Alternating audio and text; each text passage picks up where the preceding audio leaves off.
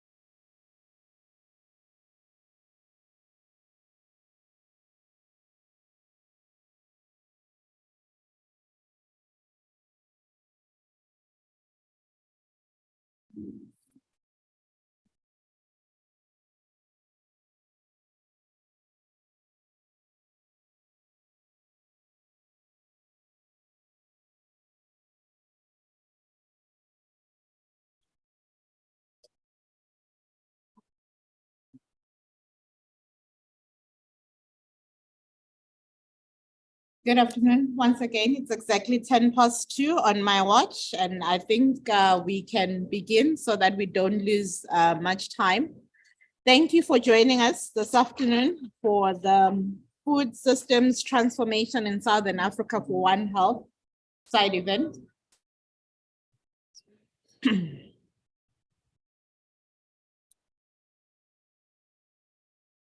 Okay, and thank you to those that are also joining us virtually.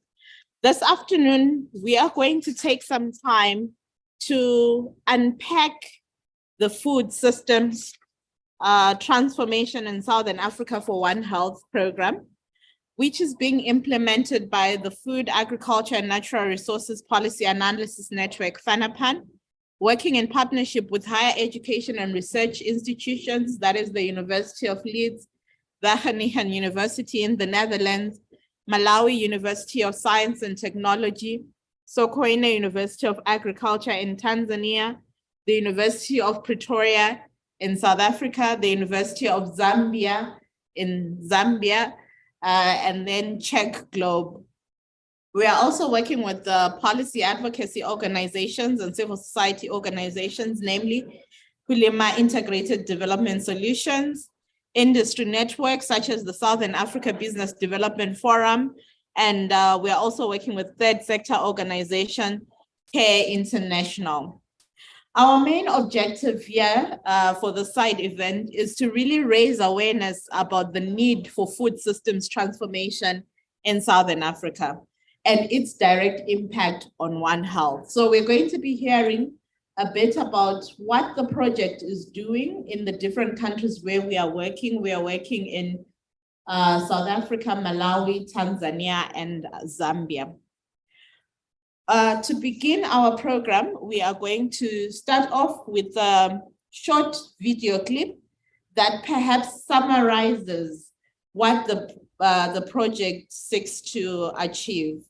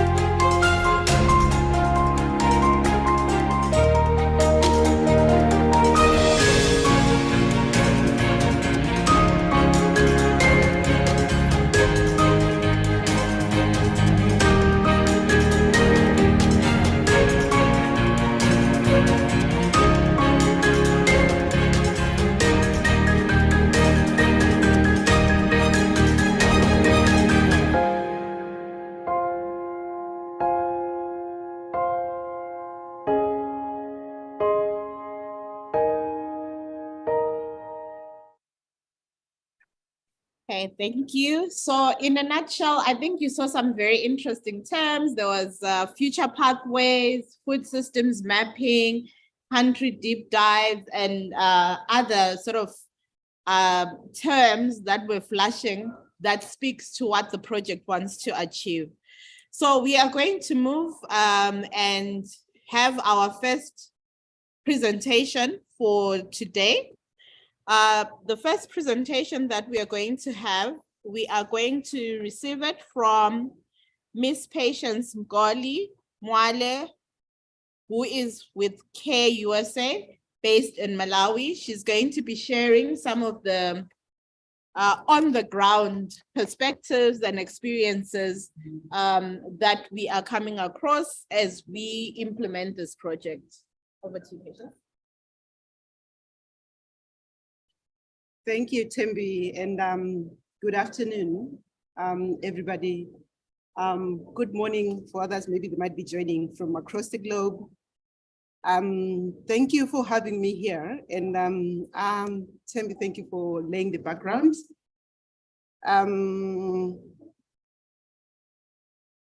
I will be presenting, let me just share.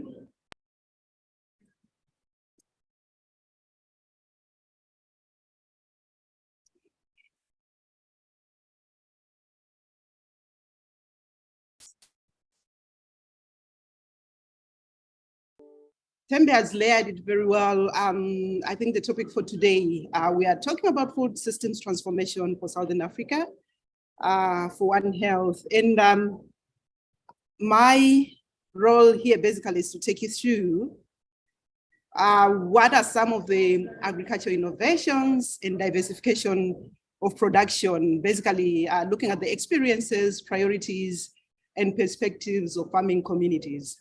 That is, we're looking at the very essence of the change that we want to see. There are various farming communities that we deal with, big farmers, smallholder farmers. So that context, I think when you look at the Southern Africa region, mainly we'll be looking at the smallholder farmers. So just to get you through in summary, in the context, and I think looking at this conference, I think we're looking at agriculture, agribusiness, and innovations are part of what we are talking about, and basically diversification. But these agricultural innovations and diversification, basically they are playing a critical role in the development and sustainability of these small farming communities. And basically when you look at, I think the stats, you find that 60% of the world's arable land, I think, is in Africa, which is the interest, basically, why we are converging today here. And agriculture in Africa remains a critical economic sector, employing majority of the population and accounting for 14% of its GDP within the sub-Saharan Africa. So you'd find that the practices that are prevalent in the region, in Africa, basically enable farmers to adapt and to change market demands, enhance productivity. And when we are talking about transformation, we have to look at, the risk associated with improving livelihoods. So in my presentation, I'll be sharing you basically the experiences I said and the priorities, and also the perspective of these farming communities. And most of the experiences, of course, will be from the CARE's perspective, being a partner in foster health. So one key issue, I think one key issue I'll be looking at is basically, I think, every agricultural innovation and diversification topic we are talking about is basically trying to increase productivity. I think looking at, since we've been here on Monday up to today, we are talking about farming intensification. We're looking at increasing production because basically the population is growing. So basically what we are saying is there are innovations when you're talking about vertical farming or improved irrigation systems. And basically we are trying to optimize resource allocation, utilization, and also reduce waste within that. One key experiences that CARE has seen related to that in Ethiopia, we had 80% of a grad program, basically graduating ultra-poor households who escaped poverty because we had them undergo a process on Farmer Field Business School, which is one of the innovative approaches that introduces various techniques, including climate smart agriculture. And then in Burundi, we had an experience, we implemented a women program, basically looking at women empowerment and using various women empowerment approaches Farmer Field Business School being one of them as well. And a cost benefit analysis at the end of the day was done, and it demonstrated that for every investment that we are bringing to the community, for every dollar that we're investing, we yield a $5, return. And basically, the win-win program emphasized the importance of women in smallholder agriculture and how they play a critical role. And most of the innovations have to look at how we change norms and how we change how we interact with the farming communities around agriculture. And one key issue that I think the study was looking at is trying to investigate and encourage initial planting, intensive planting, and also looking at improved variety of seeds. Initially, people were planting 10 kgs and yielding around 200 kgs of rice, but with improved seeds, we saw, they were able to plant 1 to 2 kgs and have yield up to 400, 500 kgs. So these are some of the experiences around increased productivity. And another experience in the around enhanced sustainability would see that most farmers are able to, most farming communities are able now to look at issues around organic farming, watershed management, basically when you try to interrogate and understand the context of in which we are operating within the climate change. So to witness the benefits of sustainable agriculture practices, you find that farmers are now and again being exposed and adapting to most innovations that look at reducing reliance on chemical inputs, promoting soil health, and conserving water and biodiversity.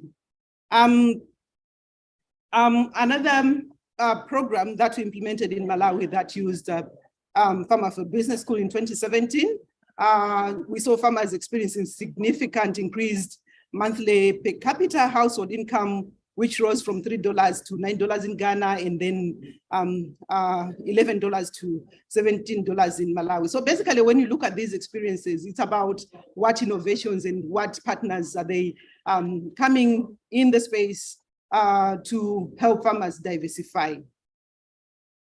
And then another component, or some of the experiences that we've had, we have worked with smallholder farming communities to work on increasing market access and value addition. So by diversifying their production, and most farming communities have managed to expand their market opportunities, and also they have ventured into niche market and even organic specialty crops. So others have done value addition, as you could see some of the experiences in Malawi, where youth are now able to utilize the resources that they have and produce and do some juices. And also we are organizing market fairs within that, so that basically we are looking at encouraging communities to up their standards and work with the various extension services and how they can access, the upstream market in the value chain.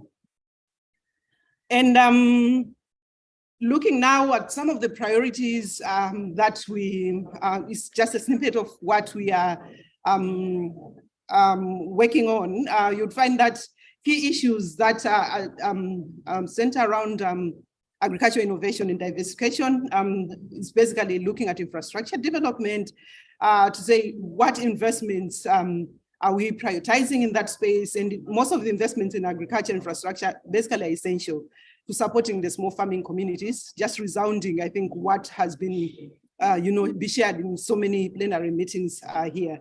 So this includes improved agricultural or irrigation systems, storage facilities. And one key experience we had in Malawi with this year, of course, is there was, cyclones. It's like with climate change, we are having increasingly a lot of climate change, effects and risks. Previous years with the program that we're implementing in Malawi, farmers demanded that we need, I think, innovations that would help us manage soil erosion, or, so within that context, they worked with some of the programs and developed some embankments, which allowed them, to block some or to redirect some of the water flows at the end of the day, compared to the previous year, they were able to manage crop loss due to those agricultural innovations and embankments. So such investments in infrastructure development are the ones that we need, to start looking at and listen to what the communities want. So, and I quote the chief in the village said, last year we lost houses and fields, then we built this riverbank protection, and the river hasn't flooded this year, which Sorry, Patience, Yeah. Just to disturb you. Mhm. We understand that the Zoom people were seeing your notes. They were not seeing Oh, your okay, presentation. sorry. So that's why he's Yeah. trying to help. So just maybe 2 minutes and Oh, then. okay, we so- can- Okay, so it Yeah. was displaying.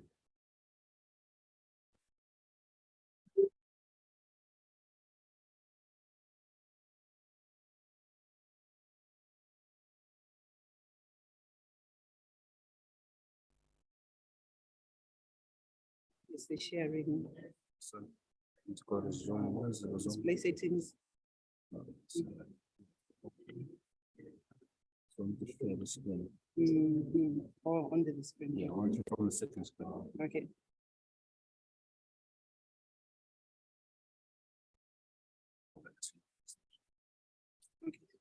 So on Zoom, they're not You're seeing. not seeing this, we're only on your screen. Oh, okay, thank you. Sorry, technology. So proceeding, another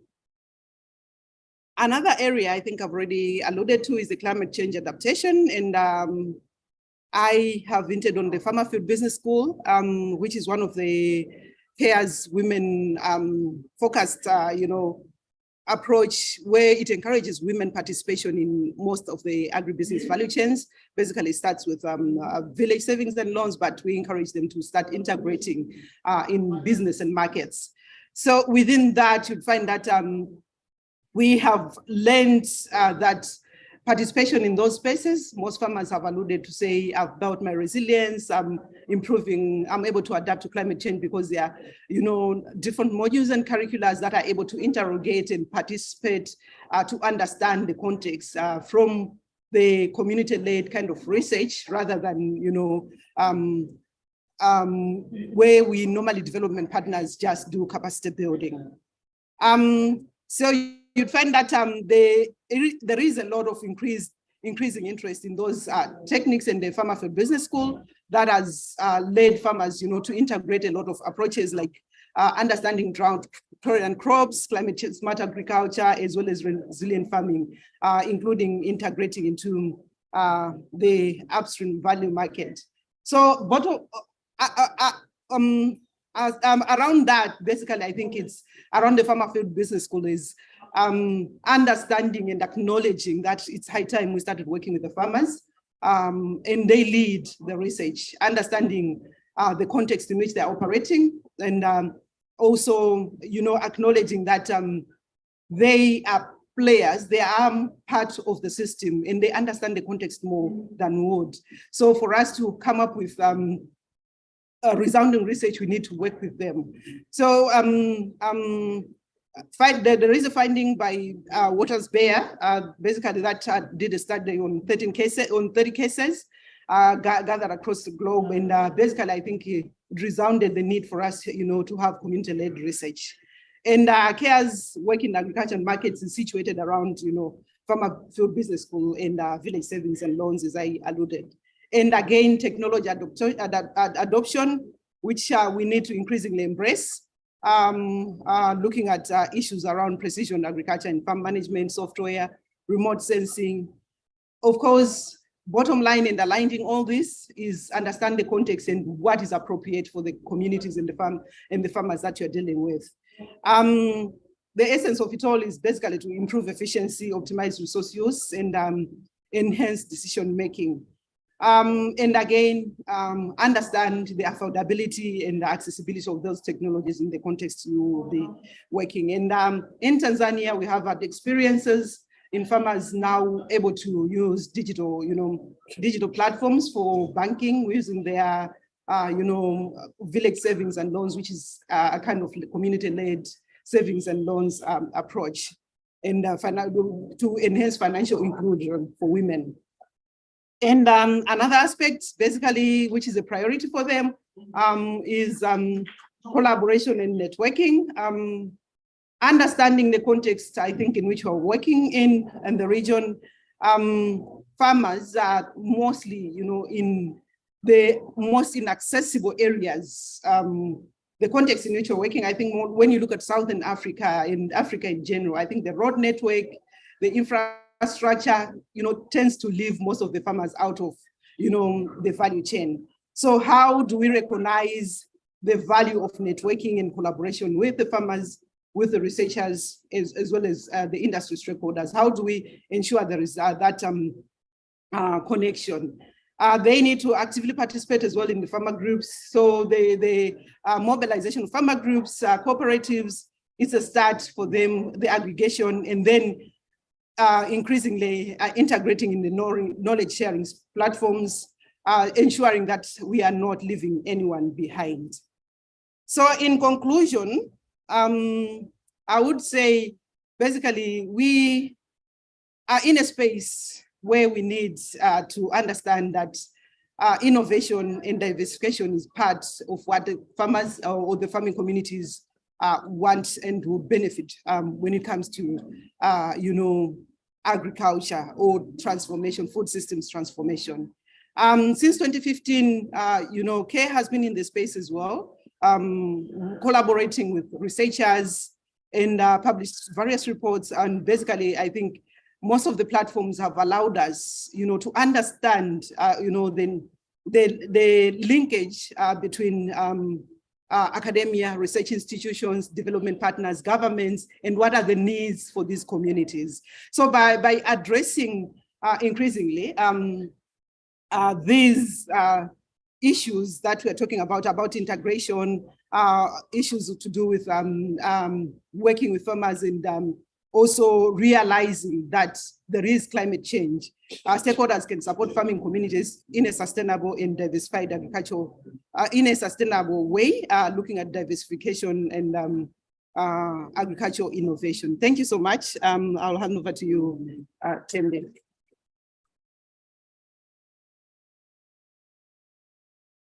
Thank you, Patience, for that presentation, really giving us perspectives from the sort of farming side of things, coming from how you work with the farmers in Malawi.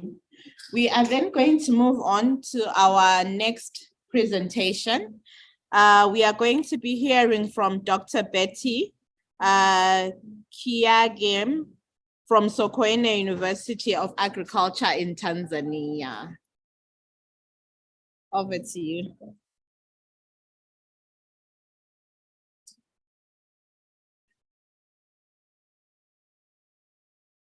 Good afternoon, everyone. I am actually Betty Wizard, and not Betty Kiagem.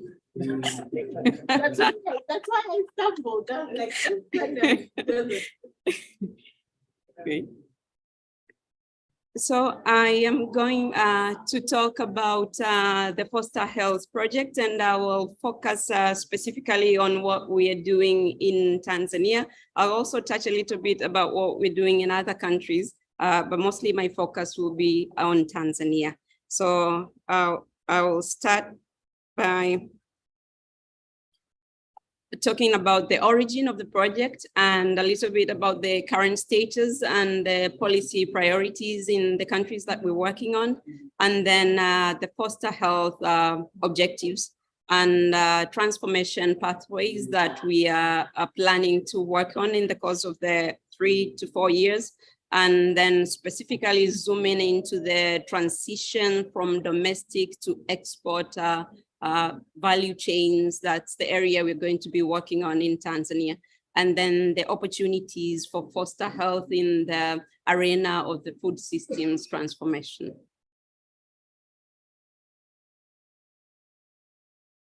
So the foster health project, where is it coming from? Before this, we had another project, a 5-year project, which is agricultural and food systems resilience that aimed at increasing capacity and advising policy, Africa in short. It was a 5-year project that ended last year, and it was implemented in Tanzania, Malawi, Zambia, and South Africa. And the aim was to make agriculture and food production in sub-Saharan Africa more productive, sustainable, and resilient to climate change. So there are several lessons that we learned from the project across the countries, and I will just summarize them as the current status or the lessons that we're learning from Africa project. And so the reason is the link now to the Foster Health project. So we're learning of the widespread climate change impacts to the farmers that we were working on in all the 4 countries. And the biggest of them is the widespread droughts and shorter rainy seasons, and especially important to the farmers, unpredictable start of the rain season, which makes it very difficult for them to time the planting season. And also there's increase in temperatures, which leads to again increase in pests and diseases on the crops. And so this leads to massive crop failures from season to season. And these then transit or have implications on the food security and nutrition security in all the countries that we have worked on the Africa project. But we also observed transitions away from maize production system. Maize being the dominant staple crop in the countries we were working on, and because it is not very resilient to climate changes, and the type of seeds that the farmers are using, they're not drought resistant. And so because of these climate variability and the changes, there has been substantial crop failures. And so farmers are moving away from the maize-based farming systems and getting into other crops or livestock or other activities that seems to be less riskier in the light of the climate change. We also learned the issues of access to markets, although a lot has been done about trade and regional markets and continental markets and reducing barriers to trade, but still our smallholder farmers have a lot of challenges when it comes to accessing markets, mostly because of the standards and safety issues. And the climate change is not making the issues any better because of the infestations, because of the changes in humidity and unpredictable rain seasons. Then when the farmers are harvesting their cereal, it becomes too moist and they don't have good storage infrastructures. And so we have fungal infestations, and aflatoxin has particularly been on a rise for the communities that are producing maize. And this has been a major barrier to trade between countries because of the aflatoxin contamination.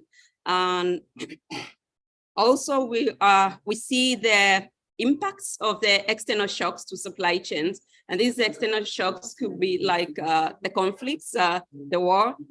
It has caused disruptions in the supply of fertilizers that are used in production of maize, and prices twice have doubled in a matter of a season. And so productivities have been largely affected because of these disruptions, but also we see disruptions that are resulting from something like the pandemic. And so disruptions to taking the products to the markets.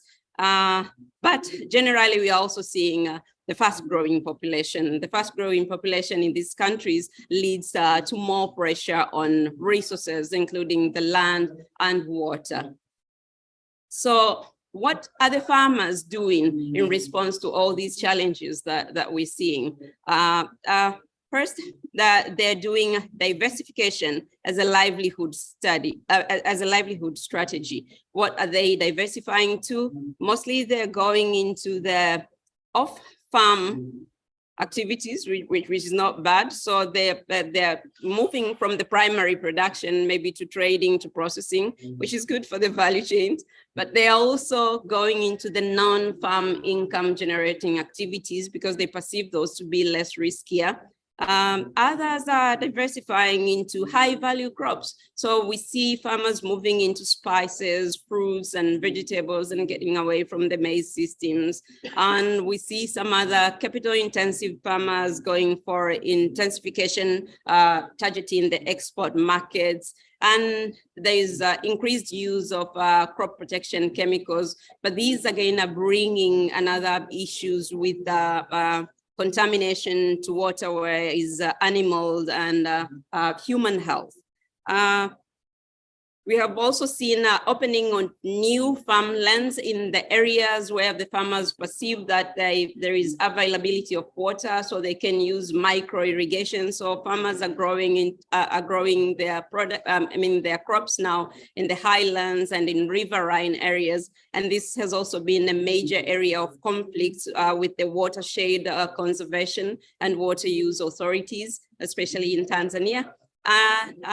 We're also seeing expansion of irrigation for medium and large scale farmers that are also using the river basins to irrigate their farms. And again, it is causing conflicts with individual farmers and the country's policy priorities. The same river basins, the same rivers is where we tap water for hydroelectric power, for industrial and domestic use, and the farmers are diverting this water for expanded irrigation. So there's a lot of conflicts going on the land and water use as a result of climate change.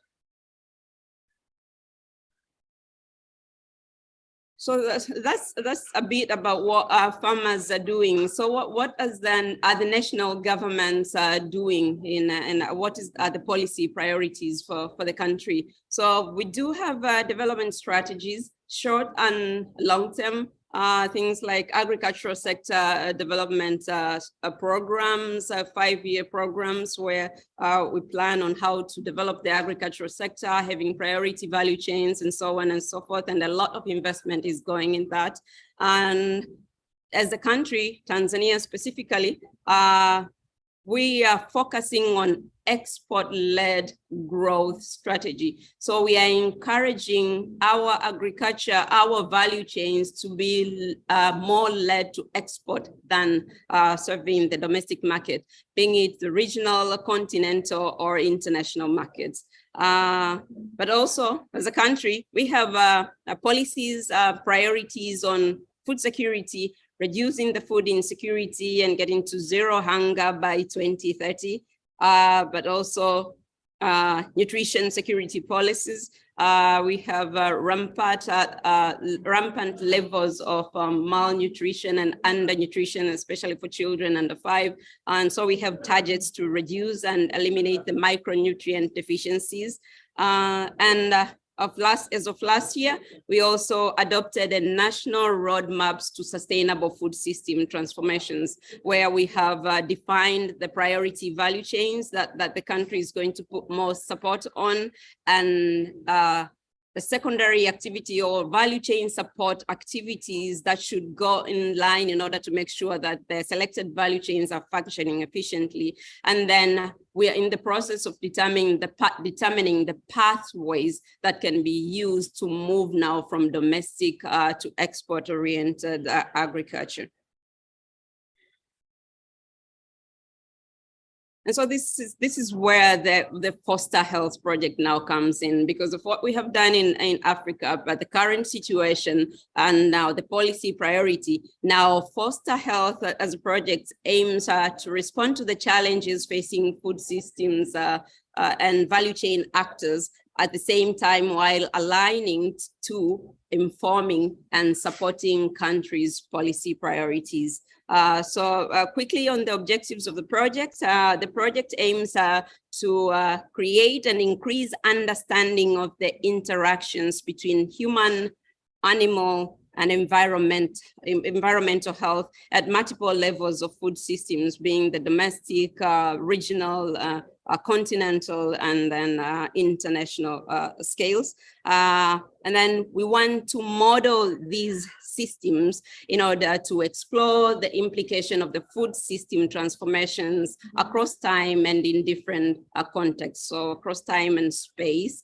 And then after modeling these, we want to not just go ahead and recommend that this is what should be done, but have trials. So we have going to have test beds where we try these and then evaluate the management strategies that will work better to catalyze the transformative food systems change. And in all these processes, stakeholder engagement is key. So we also aim to, in collaborating with a diverse range of stakeholders in order to understand how equitable transformation can be brought about. So in order to achieve that, we have these 4 food system transformations that we're going to focus on in the key countries that we're working on. So we have, the first one is transformation within and out of maize production. And we are going to study and try to understand and model this in southern Malawi and northern Tanzania in our Tanga region. And the second transformation is transformation of land and water use. So we're going to look at the issues of agricultural intensification, expansion of agricultural land, expansion of irrigation, and how all these affect the land and water use, and eventually the environmental health, animal and human health. And we're going to do this in southern Malawi and central Zambia. And then we're going to also look at the diet diversification and transformations towards higher protein, fats, and refined oils in the diets. And we're going to look at these interconnected supply chains of soybean, poultry, and beef across Zambia and South Africa. And the final transformation that we're going to look at is transformation from domestic to export markets. So here we're going to have, a comparative approach between Tanzania and South Africa. We know there are things that are working in South Africa, maybe they're not working in Tanzania, because South Africa is a step ahead compared to Tanzania when it comes to export, agricultural export. So we want to understand these dynamics. So how are we going to do this? The transformation, understanding the pathways of transition from domestics to export market, particularly in Tanzania. We have started the research. We started the projects from November last year. So we're somewhere, and we have selected the value chains that we're going to work with. And these are fresh fruits and vegetables, and being citrus, avocado, green beans, and green peas. But we're also going to look at the spices, ginger, cinnamon, and cardamom.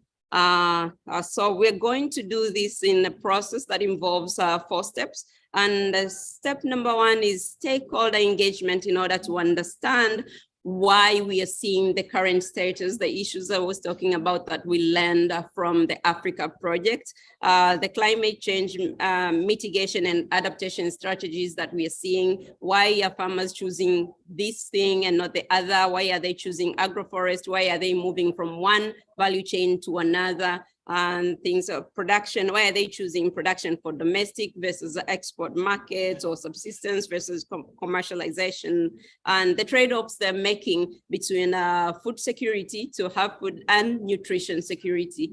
So we want to understand which value chains are emerging, because we have seen value chains that are emerging, especially the spices and fruits and vegetables, and who is engaged in these value chains, who is moving from where to where and why. Is it the men that are moving from the value chains and going into the export chains? Is it the women? Is it the young people? Is it actually not anyone is moving, not any farmer is moving, it's just the other capital intensive educated farmers from educated citizens, from urban areas coming to invest. So we want to understand these movements, who is moving from where to where and why, and what could be the enabling environment to help to enable equitable transformation for everyone. Step number 2 is taking a holistic approach to understanding the selected value chains, the stakeholders, and the support environment across space and time that is going to be needed. And so we're going to be looking at issues of legal and regulatory environment, the regulations that are existing, and the enforcement mechanism, not just the written rules and regulations. There are rules of the game that are unwritten. There are customs and practices. I mean, there are things that are happening in Tanzania. When we were doing the stakeholder engagement, we went to see the Ministry of Agriculture, and what they told us is that in Tanga, we have built markets, commodity markets, especially for oranges, but the farmers are not taking any single orange to that market. What is not happening? You said the problem was infrastructure, but then we have built the markets. Why are the farmers not taking the oranges to the markets? So there's a lot of things that happen. There are contracts that are unwritten contracts. There are norms, practices, middlemen, things that needs to be understood so that these value chains can work for export market. We'll also be looking at issues of quality standards and safety requirements and different levels of farmers and how they can move in order to be able to adapt or meet the requirements for these quality standards and safety requirements, but also issues of the physical environment, infrastructure, production, transport, processing, and the like. And another important thing is the social cultural environment, gender roles, the labor needs. If we're going for export of the green beans and green peas, we know they are labor intensive and they need women. But the culture in Tanzania, once the crop becomes an export crop, a cash crop, then it switches and it becomes a man crop. So you want the woman to do the labor intensive thing, but then when it comes to the income, and it becomes a man crop. So the women don't want to go there because in the end, they're not going to get the money. So understanding how we can deal with these so that we can enable the transitions in these value chains. Income and expenditure decision dynamics within the households also determine how they choose to participate in which chains, domestic, regional, or international. And then we'll work with the stakeholders to co-develop the transformation pathways. The key word is to work with the stakeholders to co-develop the transformation pathways, including the supporting environment that is needed in each specific context. And so from there, we'll select the representative transformation pathways. And then after we have selected the transformation pathways, we will model these representative transformation pathways and see their implication on land, on water use in light of climate change, on soil and environment, plants, animal, and human health. And then the implication of these transformation again on food and on nutrition security, the kind of production trade-offs that the farmers have to make, the consumption patterns, and the nutritional security implication of moving from domestic to export chains. And then we look at the issues of food losses and food waste and waste management from the export chains. It's funny, for example, I see avocado here in South Africa, but the kind of avocado that we export to other countries is not the avocado that we eat in Tanzania. That's for export. There is another soft variety that we use to consume in Tanzania. So when the avocado is rejected because probably it didn't meet a certain standard, it doesn't have a domestic market. So how do we deal with the waste? And there's a lot that is being rejected, so it goes complete to waste because the domestic market doesn't buy that kind, they buy the bigger ones. So issues like these, understand the waste that are created and how we're going to manage this. And this modeling is going to be done by using the Integrated Future Estimator for Emissions and Diets, IFEED, the model that we developed on the previous Africa project. And we target to recommend a total of 16 representative transformation pathways in the 4 countries that we'll be working on. I see, Thembi, am I out of time? 2 minutes. Okay, so what are the opportunities for the Foster project in this food system transformations arena? So we see as a Foster, as a project, we have an opportunity to contribute to understanding of key supply chains and diets, and also recommend better ways of transformation towards sustainable food systems.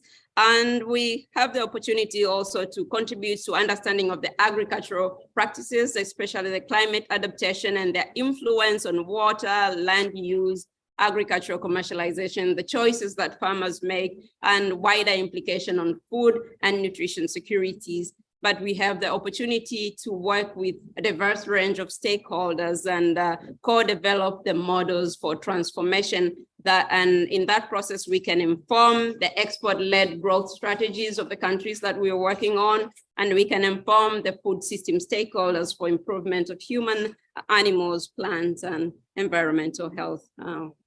Thank you.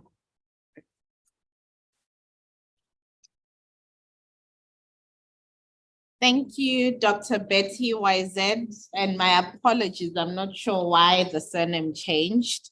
But thank you for that presentation. I think one thing I remember a couple of years back, there was a scandal of avocados that were stuck in Beitbridge that could not come into South Africa because they didn't meet a certain standard, and it was trucks full of avocado that ended up spoiling while stuck in Beitbridge and could not get into South Africa. So the issue of standards is a very key one that I think it's exciting that the project is going to be addressing that issue. Next, we are going to hear from Ms. Nomantande Yeki from the National Agriculture Marketing Council.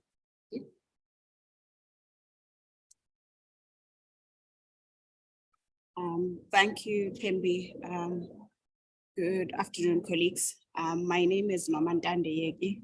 I work for the National Agricultural Marketing Council. I'm an agricultural, oh, sorry. I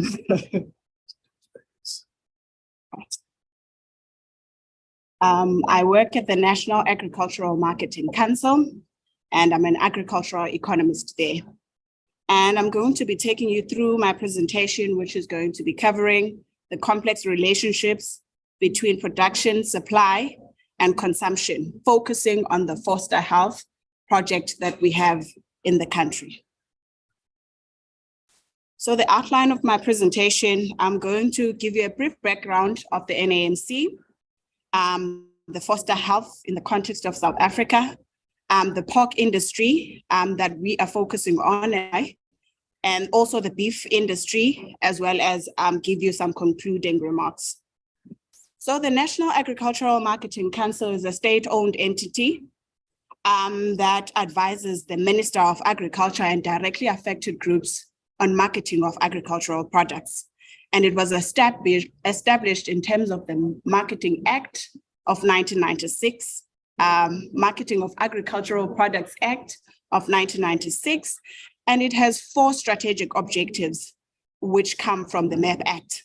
The first one being increasing market access for all participants. Second one is the promotion of efficiency of the agricultural products, and also optimizing export earnings on agricultural products. And also the last one is enhancement of the viability of the sector. And the NAMC has 4 divisions. The agribusiness division, which deals with market linkages and training for farmers. And then we have the Markets and Economic Research Center, which does research on trade, agro-food chains, as well as smallholder farmers. And also we have the Statutory Measures Division, which looks at records and returns of 22 industries, agricultural industries that have levies. And also we have the Agricultural Trust, which oversees assets which are around 2.4 billion, which were transferred from the former control boards in 1996. And these trusts are commodity specific, and that's the division that I come from. And also the NAMC is the node host of FANAPAN in South Africa. FANAPAN has node hosting institutions in 17 African countries, And in South Africa, we host FANAPAN, and that means we coordinate all the projects that come from FANAPAN. Hence, we are also coordinating this FOSTA project. So the FOSTA project in South Africa. I won't cover much of the slides because it has been covered by Dr. Betty, but basically it's the food systems transformation in Southern Africa for One Health, which aims to evaluate the One Health implications on food systems transformation. This project is going to be undertaken across Southern Africa, which is going to be looking at a combination of environmental, climate change, climate changes and external shocks to supply chains and create new challenges for food systems. We will be collaborating with diverse stakeholders throughout the project to generate insights and that can inform the policies as well as the practice. And in South Africa, the Department of Agriculture sits with the policy of food and nutrition security, and we directly report into that department. Hence, this project comes at a value to us. And briefly about South Africa in terms of food security, the country is sitting at 61 million people, and which of them 24% of them are food insecure, and 14.9 are facing severe food insecurity. Moving along, as I've indicated that the FOSTA Health Project, it is a research project that aims to inform policy and practice. So when it comes to South Africa, we will be zooming into the key agenda, which is going to focus on the transition from domestic level supply of food towards export market as a means to grow the rural and food sector economy. And the general question that we have for our research which is going to be done by the University of Pretoria, we will be investigating if there have been changes in the structures of cattle and pork food value chain over time between 1993 to 2022, influenced by the incident of outbreaks of diseases in South Africa. As we may know that in the past years, South Africa has really been struggling in terms of disease control of animals, and it's really affecting the productivity of the sector. And so basically we will be mapping out the systems value chain for both beef and pork in South Africa, and then we'll investigate the system characteristics and the changes over the 20 years. So moving along to the two chosen commodities, which is beef and pork. So the livestock production in South Africa is an important agricultural subsector, particularly in the agriculture economy. The pork industry has about 528 producers with over 143 sows and with 138 pork abattoirs. And out of that 528 pig producers, only 30% is commercial farmers. And those commercial farmers account for 90% of the total output that is produced by the industry. And over the years, we've seen the rise both in pork production as well as consumption, mainly influenced there by the demand in the pork in the country. And also we are projecting that in the next few years, the production is yet to continue rising because of the shift from red meat, which is relatively quite expensive for the economy we are in. So people are going to shift from red meat into pork, right? So now this picture shows us the picture of the pork industry in South Africa, which I've indicated before. It is made out of commercial and smallholder farmers. The top right picture is a structure of a commercial farmer, and the bottom right picture is a infrastructure of a smallholder farmer. And one of the diseases that are really affecting the industry is the African swine fever, which we will be looking at for this industry, and which has been affecting food security, the economy of this industry, food safety, as well as compromising biosecurity. And I will not repeat myself that the total produce of this industry, the 90% of total produce that is within the pork industry comes from commercial farmers. And I'm emphasizing that because this project wants to elevate smallholder farmers, and only smallholder farmers only produce 10% of the total output of the sector. Moving along to the pork industry. So over the years, the pig slaughter numbers from the commercial abattoirs have been increasing, as you can see on my figure 1 map there. It has been increasing by 49% caused by the demand.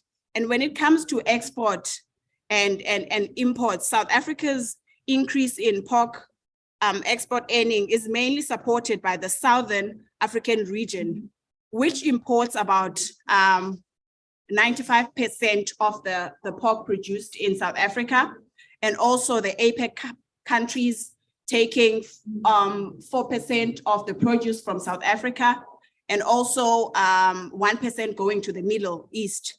And also we, in South Africa, we import a bit of pork, which is mostly the ribs, which are 75% of those imports in the country. Moving along to the second commodity, the second commodity that we will be focusing on, which is the beef industry. So the beef industry is the second fastest growing commodity in the agricultural sector, following the broiler sector. This is driven by the income growth and the support for the technological and structural change. In South Africa, stock farming is the only viable agricultural sector in the large parts of South Africa. Approximately 80% of South African agricultural land is suitable for extensive grazing. And also beef commercial farmers estimated to be sitting at around 22,000 and employ about 138 people, while emerging farmers in this industry are sitting at around 3 million. And this is one of, in agriculture, this is one of the most transformed commodities, because the total agricultural output that comes from smallholder farmers is sitting at 34%, which is better than any other commodity in the sector, because on average, all agricultural commodities, the output that comes from smallholder farmers is sitting at less than 10%, and the rest of about 90% comes from smallholder farmers. And also, the overall increase in the past decade was due to the increased consumption in beef. The average gross value of beef produced during this period amounted to 27.7 billion per annum. And the gross value of beef production is dependent on the number of cattle slaughtered and the prices received by producers. So moving along, South Africa is the net exporter of beef, and about 4% of beef produced in South Africa is exported. Kuwait being the top destination for our beef, as well as Jordan and UAE.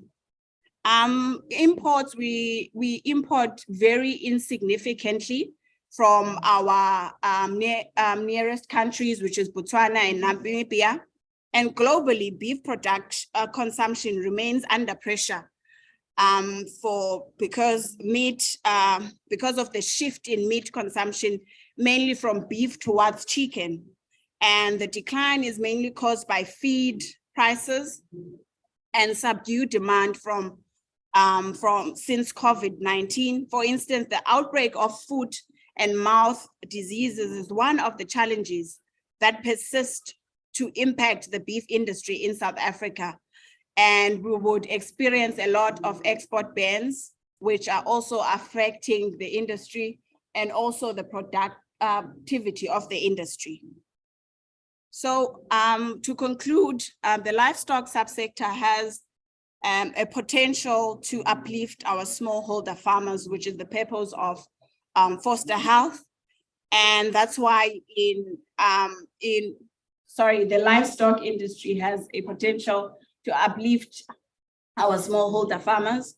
And that is why we see that the current animal outbreaks are really affecting the industry.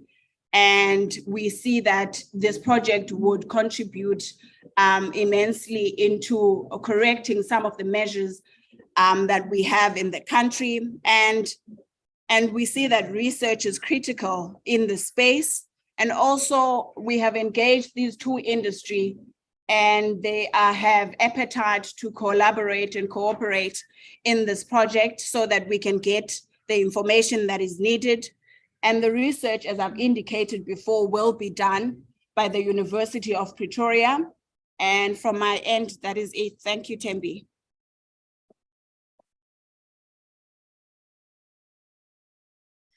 Thank you, Noma, for that presentation. I can tell you, I certainly learned something new today. Who knew that Kuwait and Jordan were the biggest market for South African beef? I think that was news to me. I think we'll quickly move on to our last presentation before we have a panel discussion. We are going to be hearing from Dr. Erastus Manauma from the Southern African Business Development Forum.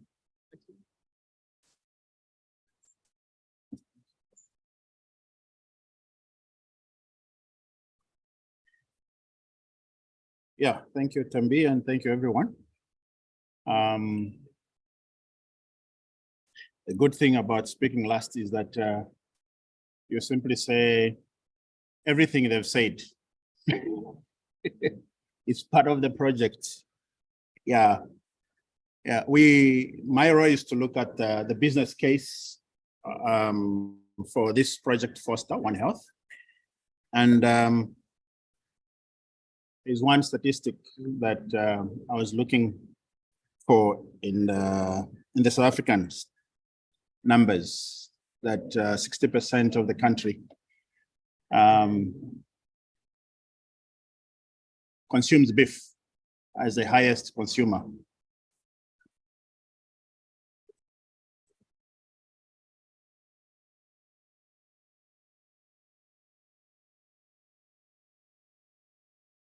Yeah, that 60% of the country consumes beef, or is it beef is the largest consumer consumed product, agri product in South Africa. And yet, according to the stats, we still see that they have some measure of import from Botswana, and we can understand. Botswana is the largest producer of beef, and they have the certificates to export beef to Europe. But South Africa also, by virtue of being the largest consumer of beef, implies that they have to consume a number of products that are consumed by beef. So it's a chain that goes with it. And one component that is very clear from there is that they import, we call it gaga in my language. I think Malawians also call it gaga. They import the byproduct of maize meal from Zambia and Malawi. So they don't produce cattle alone. We produce livestock together.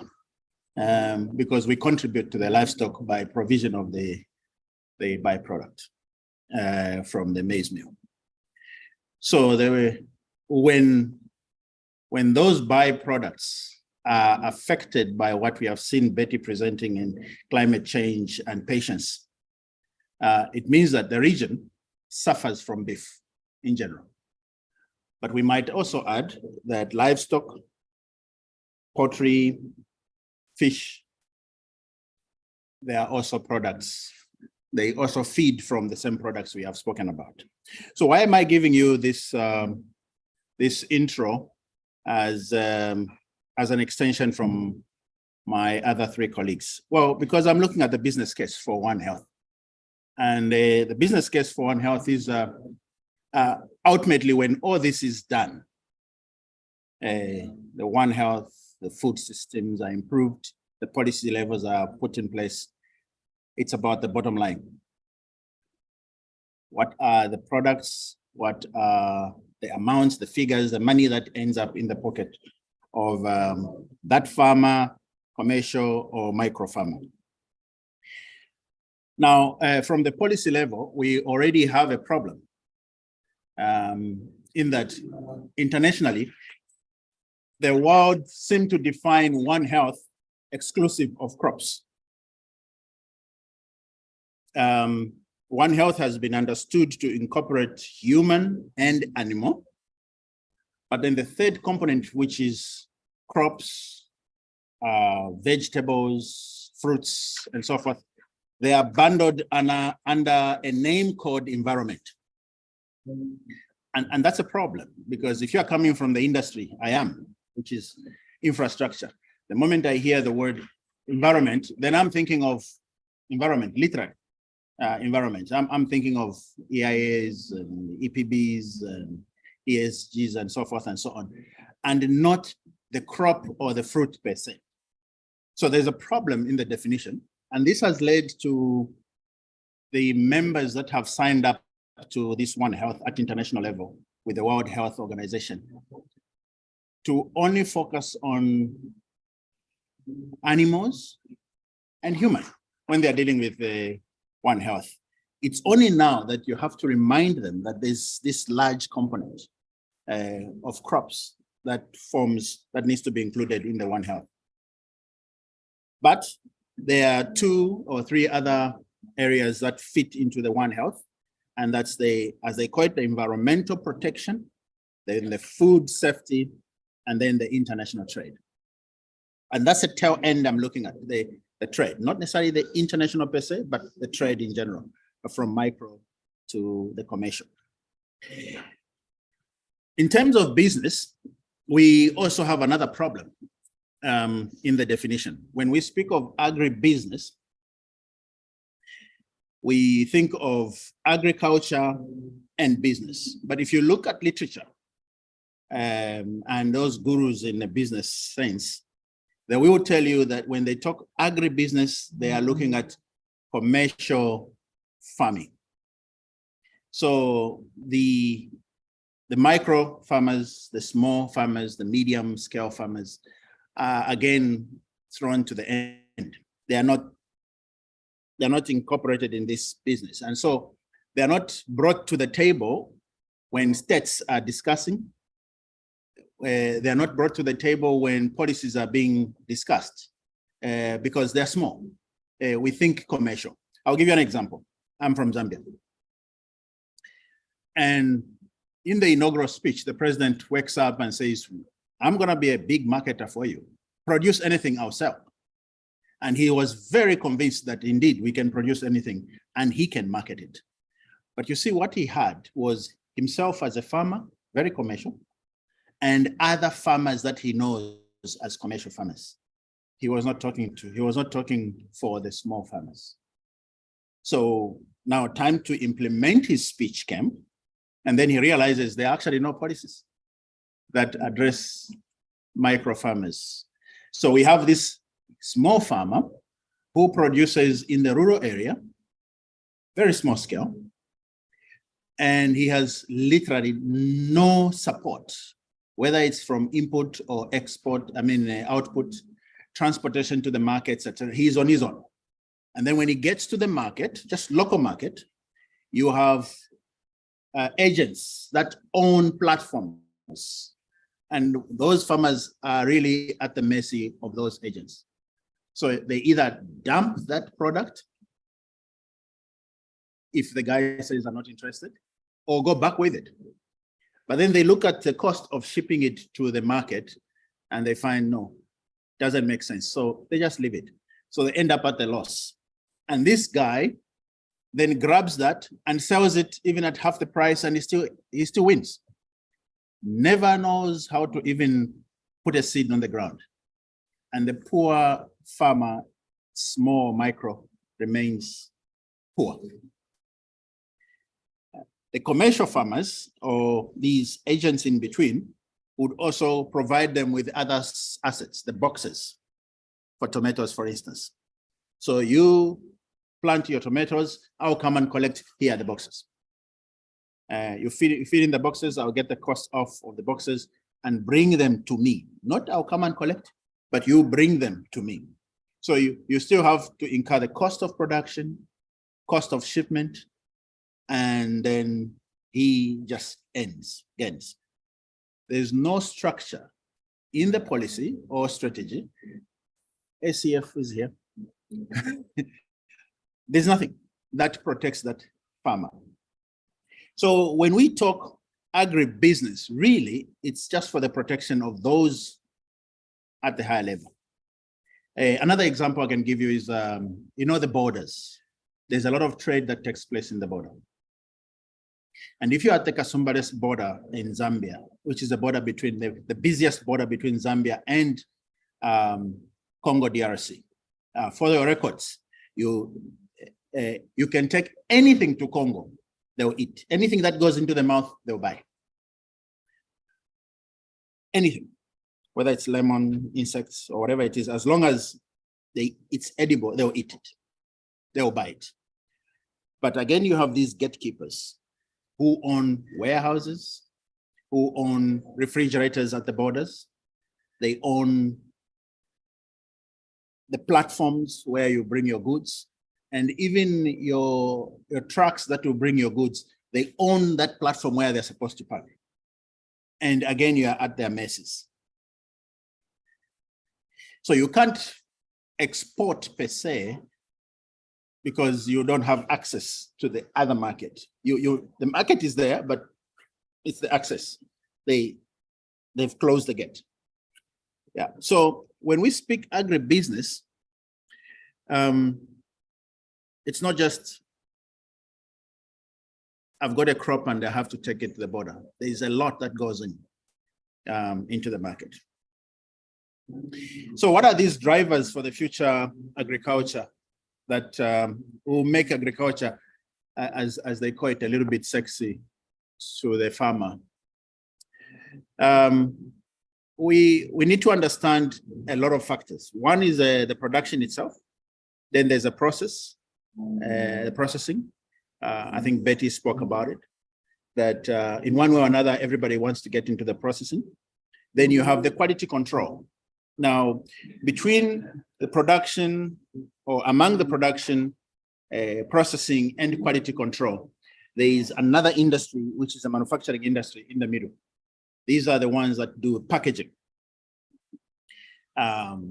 within the supply chain, the transporters within the supply chain. And that also now brings in what are the energy levels? You cannot forget about the electricity, the demands. You cannot forget about the stability of the energy production and so forth. Water sector is also playing a major role. What are the water rights that farmers have access to? And then we have the storage and the distribution. I think we've partly spoken about.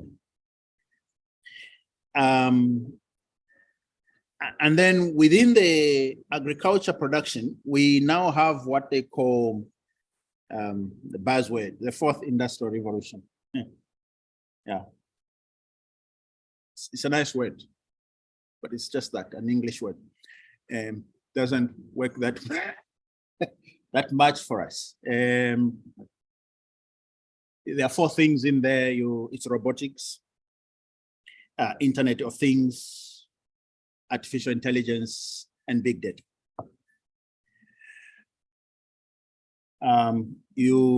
Agriculture is highly labor intensive, and of course, if you are going to introduce robotics in the industry, then you need the big data to be managed, because data has to be collected.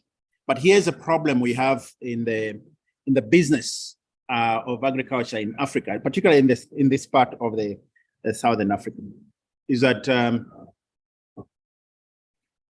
every data we use is in the clouds. We don't own it.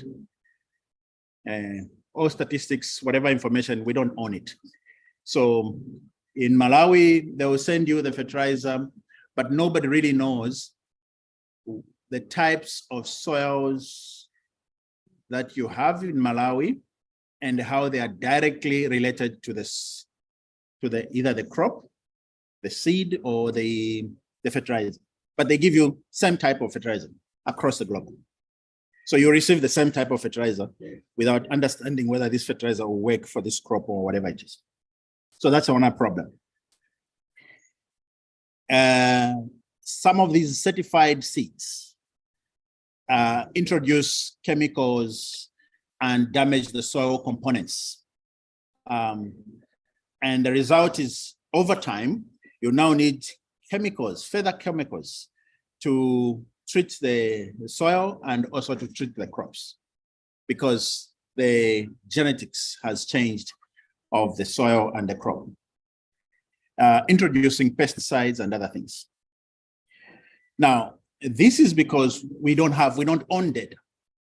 Now, the big data, which is part of the technology that is being introduced in agriculture or automation, is that you should be able to use either a drone that is able to extract information from the soil and zoom down and check the quality, and then recommend, send information data to the central point, and then recommend what type of fertilizer is suitable for this land, what kind of crop would be needed, what is the pH in the soil, etc., etc., etc.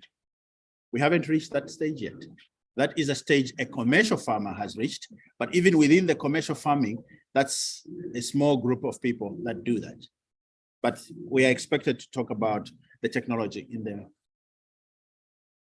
for farming, because once you do that, the global gap, which I think now to explain why we had the issues of AVOS being blocked, or is it your raising, from entering South Africa, is because they were not certified.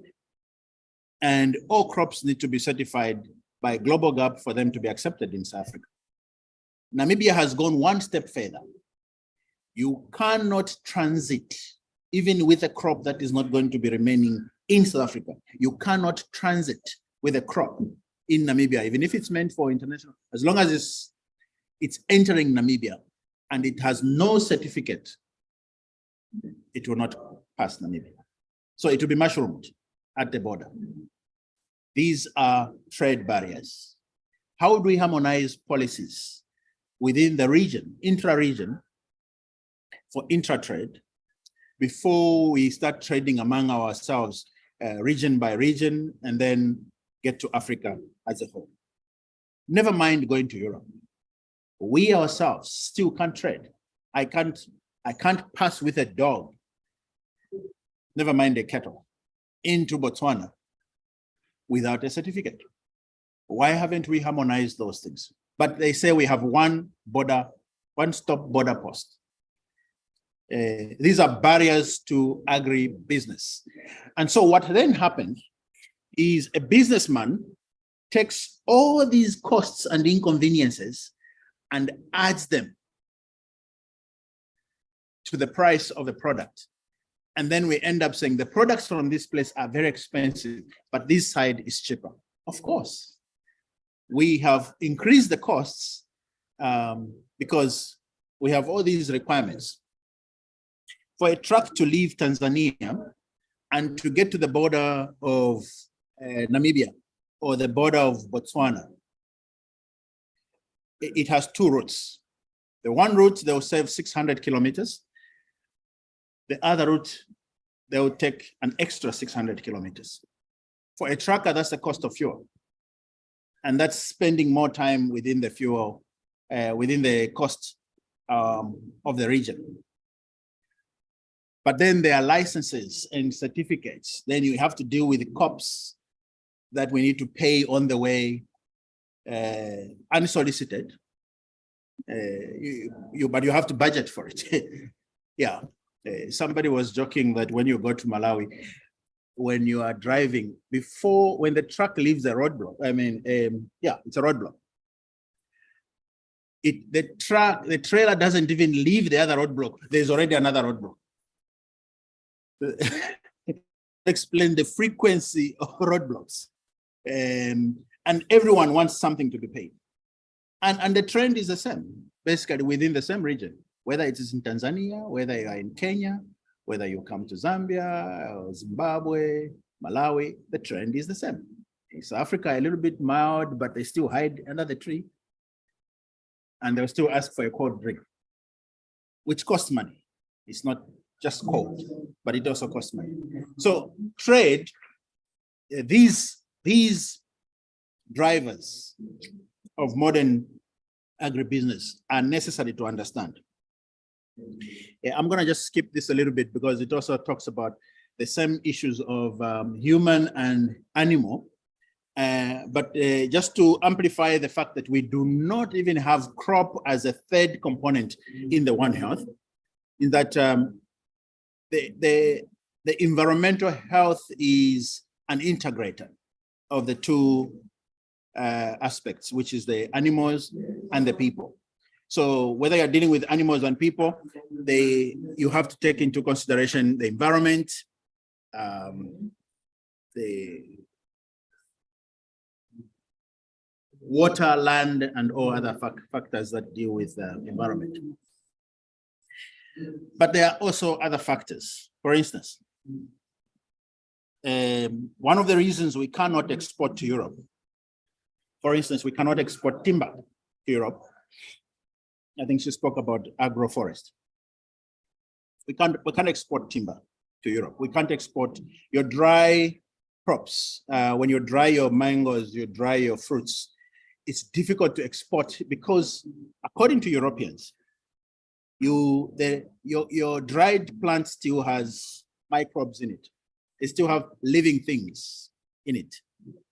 Now, the only thing that kills that completely, to dry it to a level where it is acceptable by them, is to take that fruit, which is dry, and pass it through the nuclear radiation. MB is wondering, yes. Well, that's the only way you can kill it. So timber, polishing of your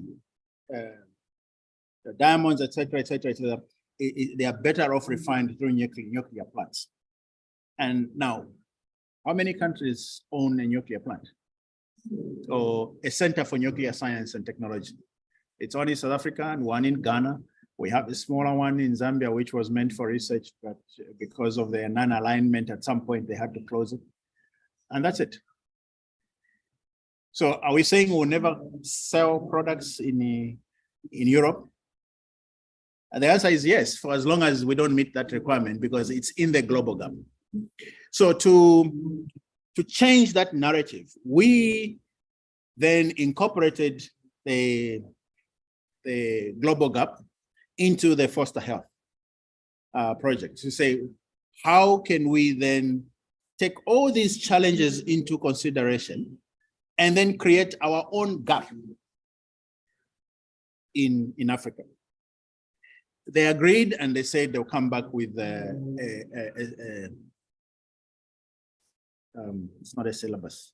See, that's a problem when you're teaching. Everything is a syllabus. But yeah, they'll come up with the guidelines, okay? Yeah, that will guide what they call the Africa Gap. So we've been in the background preparing with them, with the Germans, the Africa Gap. That will take all these things into consideration. We have a number of challenges and a number of technologies that they need to take into consideration. For instance, according to Europeans, you cannot sell eggs to Europe if your chickens are caged, because it's animal rights. You can't cage animals. So that's one of the reasons. But the same is also applies to other plants like we mentioned. So we need to meet somewhere where we say, fine, for you, we shall not cage your animals, but for us, we can cage them, because we need to look at the masses of production. So in running a business, one has to know all these small little things, because they eventually have an impact on your price and on the way you run your actual business, because you will go and build an environmentally controlled chicken houses and cage the animals. And then they come for certification and they say, we can't sell this to Europe because you cage the animals. And then it becomes a loss because you have not yet prepared for the alternative market. Further, we also need to look at what are the policies that drive the entire agribusiness. I spoke about the water rights. There's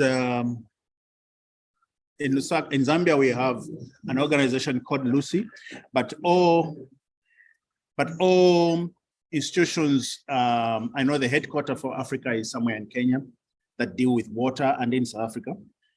And you cannot go and harvest water from, abstract water from any surface water or even dam a stream or a river without getting permission from a water body. Neither can you abstract water from the ground. But because of the infrastructure, housing, and commercial developments that have taken place, we do not have a structured wastewater treatment or water treatment networks within our developments. So everybody just builds houses, everybody just builds, and then you have septic tanks and soakaways and everything like that. What that does then is that the groundwater is polluted. So we get E. coli in the groundwater and other products that come from the contamination through your septic tanks and your soakaways, or that's even worse, the pit latrines. So now they have to manage both the groundwater and the surface water so that they are both clean and usable. So to produce crops, which you need to water with whether abstracted water from the surface or abstracted water from the ground, that purification process doesn't come easily. It costs money. So you need to incorporate that in your product before the product can be sold. I've just been told that I've run out of time. Maybe I should end here. Thank you very much.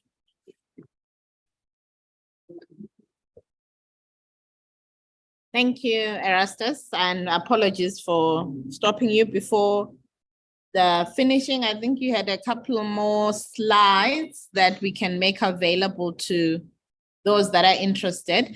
But I wanted to just, in this last few minutes, to just invite the presenters to the front so that we can address a couple of questions that have perhaps people in the room here have, or online if we have any questions. I certainly have 2 or so questions myself.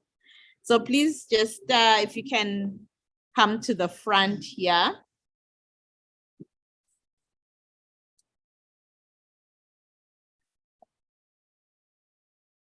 Yes, I think we only have one mic, so maybe let me just come and join you there. And then we can pass the mic around.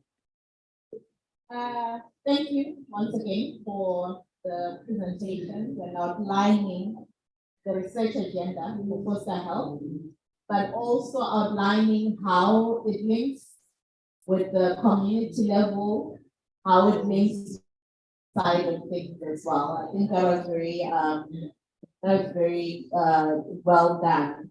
I think for you patients, since you're the first one that started, as you were presenting, you mentioned that in Malawi, part of what Foster Health is going to do is going to leverage on the farmer-field business schools that have been running for some time. And I think you just sort of put that as a teaser, but I want you to maybe just tell us a bit more about these farmer-field business schools and how you're going to bring them on board for the Foster Health initiatives. Thank you so much, Terry. So for the farmer-field business school, I agree. The model, basically, I think that it's as I indicated initially, it's building on the farmer schools that will develop some long-term back and care over the time what is done to work with the model, basically to add more curricula, basically looking at the interests what farmers have. So basically, what should the improvements we made on the model is basically to look at women participation in the agricultural communities. So it's, I initially indicated, CARE has worked about with the village savings and loans model as a financial inclusion. But the missing link was how do women participate in the agricultural value chains, going upstream. So the farmer business model was kind of a starting point to say those who are kind of ready to transition agricultural production and marketing, where do they start from? So you find that the model basically builds on the CARES framework on gender equality, looking at agency, improving relations, how women can skills building individually, and then how they relate with the communities and all the structures that will make them maneuver all the hindrances I think that we're talking about when they come to value chain satisfaction. Increasingly, I think studies have shown that women struggle a lot, more especially for smallholder farmers, struggle a lot to integrate into higher end value chain markets. So with that, the model has worked increasingly, making women more empowered to value themselves, understand what are their gaps, and also stand for themselves and how they can leadership in markets. So issues to do with facilitation and understanding what are their needs. So the school basically facilitates different models around agriculture, looking at the seasonal calendar, but each of which incorporates gender dialogues and other gender curriculum related activities to bundle social norms around agriculture and markets, and how women have been valued and how they can look at they can value their input or their contribution to the production system. And recently, CARE has made a winning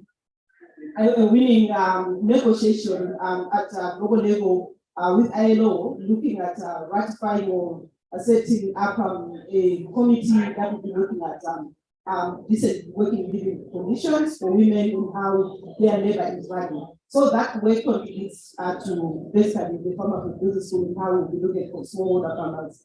So all the learnings that Foster Health would embed that basically we're trying to say this is the test bed for the farmer business school. Farmers are going to be like our co-creators in this one concept for Foster Health.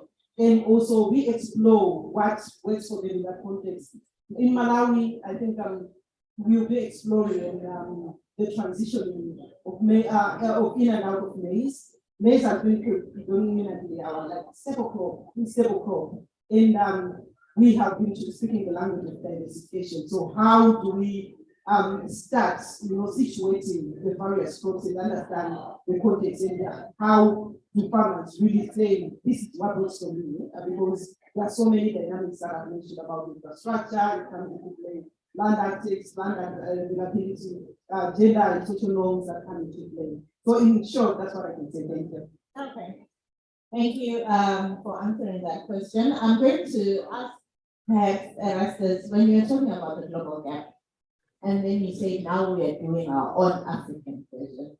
And I'm wondering if what's good for Europe is not good for Africa. If we have to have our own gap, are we having our own gap because we cannot meet the standards that Europe or, you know, the rest of the world imposes? And we think that we can maybe go, I don't know if I can say substandard for Africa. I mean, it bothered me. I mean, I understand the challenges, you know, that we have in accessing those, but then I also thought then now we're going to drop the standards because we can't meet the real standards. And I was bothered a little bit. So if you can just comment on that. Then for Betty, I think we have heard that, you know, many people are talking about different models for transforming food systems. And however, I think on average, there's, I don't know if there's like a sort of a model that can be the model, or we are all going to be doing our models there. So what can you say in simple terms on what should, you know, our own farmers do to catch up with transformation? So maybe you can start with you, Betty, and then we can go to Esther. Thank you very much, Tammy.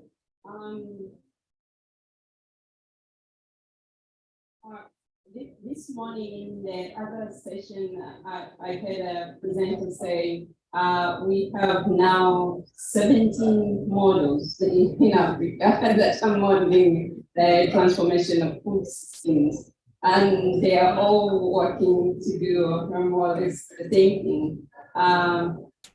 I would say there is no single specific model that can cover everything. And this model language is actually the researcher's language. As you're correctly saying, your average farmer does not understand the model, doesn't want to hear anything about the model. They just want to hear, what should I do in order to remain relevant in this supply chain or in this value chain? So what I can say in simple terms is that these transitions and transformations are inevitable. They are happening whether you like it or not. So there is no one size fits all. And so everything will have to be context specific. So a model that works in Tanzania does not necessarily work in Malawi. It might be working in one area of Tanzania, but not in another area of Tanzania. So the farmers should be ready to change and, more importantly, adapt.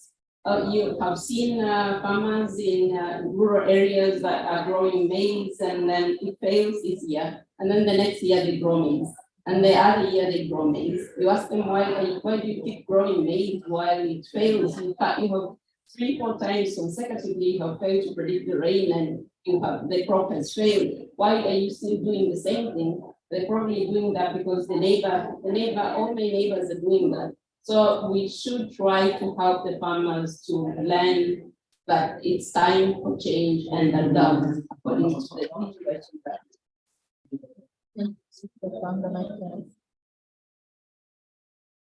Yeah, I will just add that Betty has been that's the reason for African. We got an example. I'm not sure whether you grow rice in South. But in Zambia we have rice that is grown. I don't know how it should be. But we grow paddy. And paddy rice is different from island rice. But here's the problem.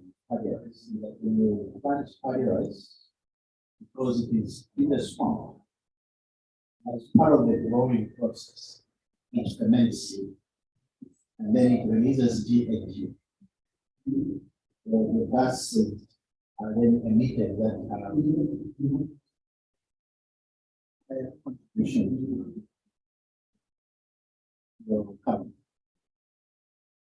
But people don't measure. But if you do the measure, you will find that there's more damage from paddy rice than from your smoking. Because what you produce there is not carbon. It's methane or ethanol.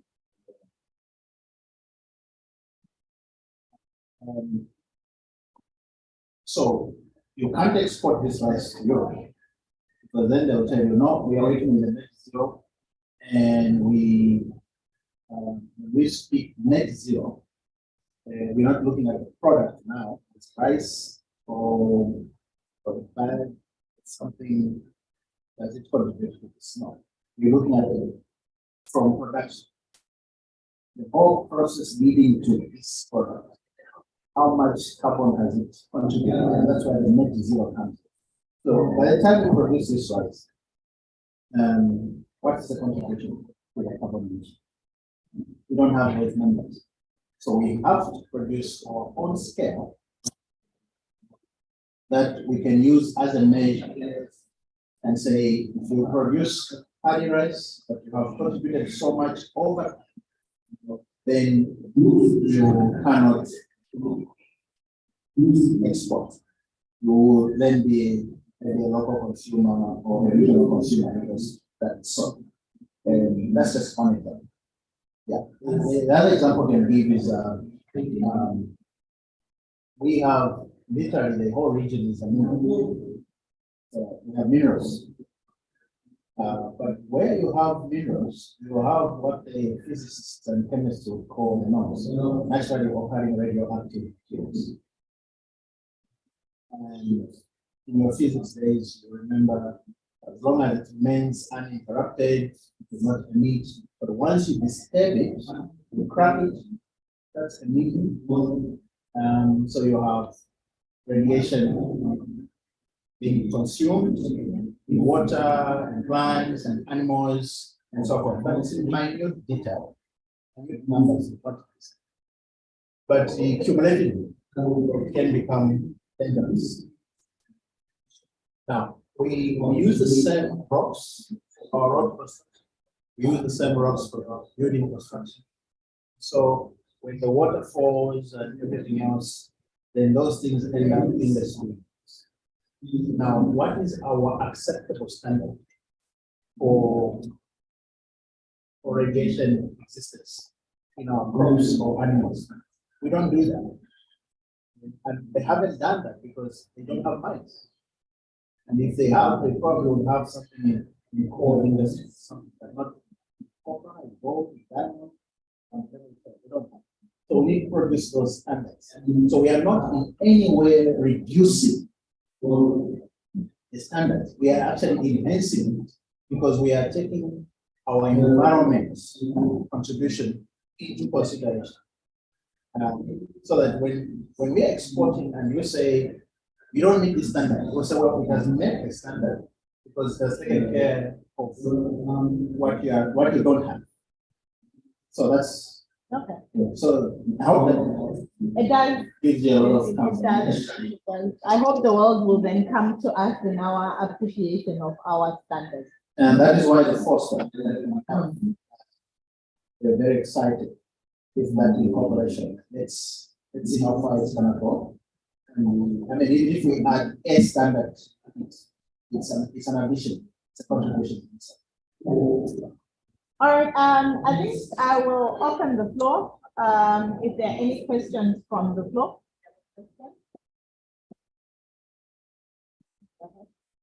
No, this is a quick one. So I'm asking each one of the panelists, on a scale of 1 to 5, how effective are you local into the cities, into the town? How effective are you markets locally? Supporting small scale growers, selling the product efficient and effective manner. Scale of 1 to 5. That's a tricky question. Yes. I've been looking at the structures. I think like in the context of Malawi C3, really I noticed the systems that there's a lot that needs to be done. I think the main issue is what are the policies that are there, what's governing the market systems. So we find that It's hard to say that there's a lot of controls from governments in terms of exploitation or how, farmers or even they interact with local markets. So you find that they might, like for this year, just to give an example, this year maize, we have got abundance, but at the same time, I think 50% was friendly. The southern region of Malawi has been affected. So because of that, government has given order to say this is the minimum farm gate price for maize, it's around like 50 cents. But in reality, on the ground, because the ground middle are not buying that price. They are buying lower than that because they detect what happens in that procurement process. And also is middlemen that are also taking into consideration the infrastructure, how are we going to transfer this commodity? It's what the farmers now are lacking. How can we understand this? So we are there, but we're not. Yeah.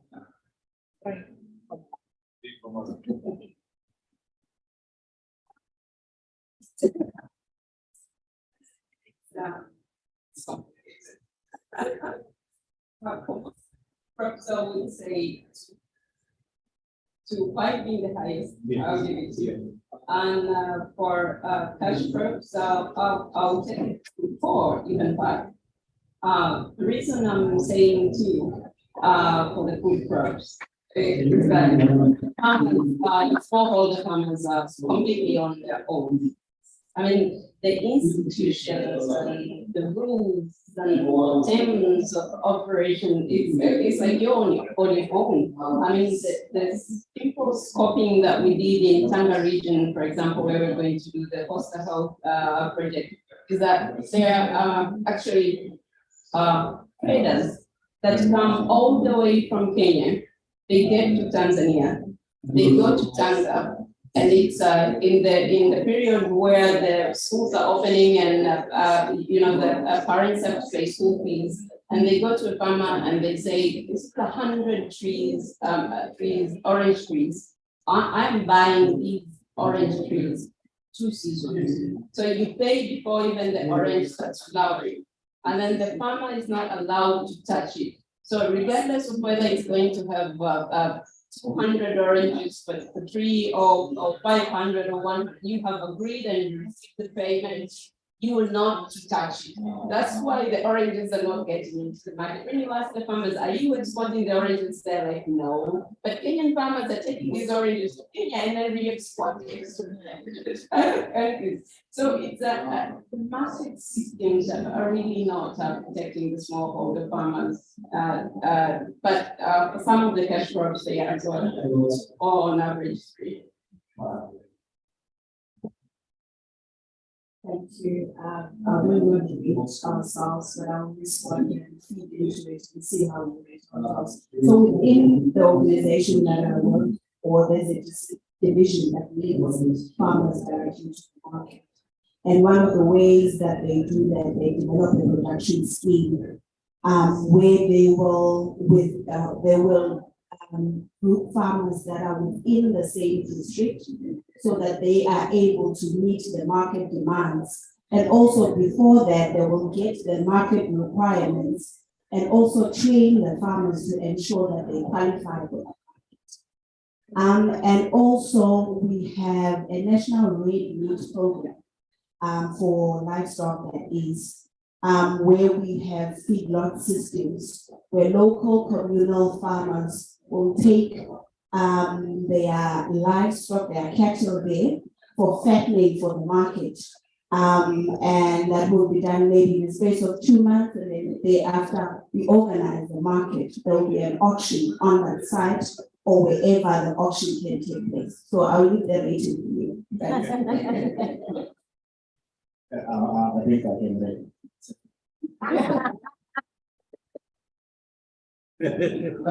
Yeah, I think I'm gonna respond just like Betty responded. The other farmers, that's the crops, particularly the crops, very well. In fact, it is I can't remember any system for that. And that's why we find the main thing someone they could rely on government But the government will put a cap, so they will only put maybe 500 tons. Then what remains, you know what to do. But then in that 500, then they have to compete with cross-border trade, which is legal, and as you may know, even now, maize is banned. You can't sell milling anywhere else, but people need to feed. So somehow, so there is that chaos on that.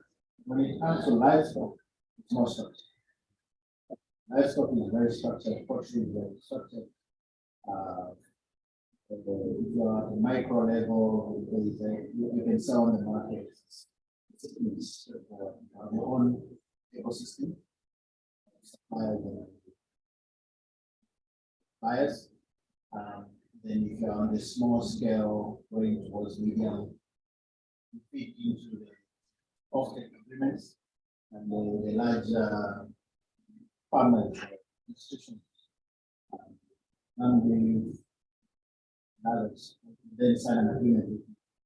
Complete sell, go and talk on the side. So that's more structured. So that one I'll put it at 4, it's very organized, no problem. But on the other one, I think even as 1, going as low as 1.5, I wouldn't be too far off. All right, thank you. I think on that note, the time date is exactly 4 o'clock. I would have loved to take more questions, but I think let's just close it there. You've met the presenters, they're available for any questions as we walk out.